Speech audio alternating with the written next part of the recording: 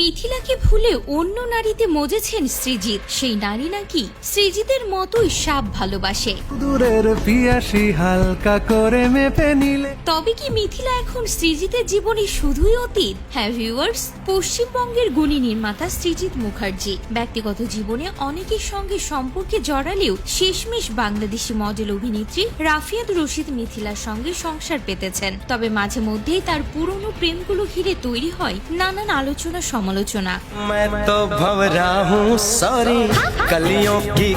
অনেকদিন ধরে গুঞ্জন শোনা যাচ্ছে সৃজিতের জীবনে নতুন নারী। ভারতীয় সংবাদ মাধ্যমের এক প্রতিবেদনে উঠে এসেছে এ তথ্য।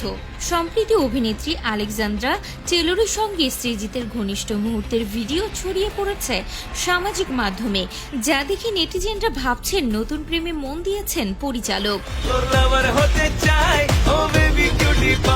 নানান গুঞ্জনের মাঝে বিষয়টি নিয়ে মুখ খুলেছেন সৃজিত নিজে। বিষয়টি তিনি অস্বীকার করেছেন। তার কথায় প্রেম নয়, আলেকজান্দ্রা আমার খুব ভালো বন্ধু ও অসম্ভব শিক্ষিত। আমাদের দুজনেরই সাপ খুব পছন্দ। একটা পেট শপে কাজও করেছে সে। তবে কি নতুন কোনো ছবিতে আলেকজান্দ্রাকে ভাবছেন সৃজিত? উত্তরে তিনি বলেন, অনেক কিছু নিয়ে আলোচনা চলছে আমাদের মধ্যে, তবে ওর জন্য নির্দিষ্ট কোনো চরিত্র এখনো ভাবিনি। এদিকে সৃজিত মিথিলাকে নিয়ে কলকাতার একটি সূত্র জানিয়েছে, মনে হয় না খুব একটা ঠিকঠাক আছে সৃজিত মিথিলার সম্পর্ক।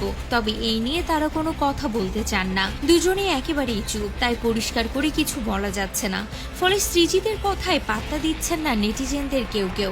ভাবছেন নিশ্চয়ই আলেকজান্দ্রা টেলরের সঙ্গে ডুবে ডুবে জল খাচ্ছেন পরিচালক। তো ভিউয়ার্স, আপনাদের কি মনে হয় মিথিলাকে ভুলে কি এই নারীর প্রেমে পড়েছেন সৃজিত? আপনাদের মন্তব্য অবশ্যই কমেন্ট করে জানাতে ভুলবেন না।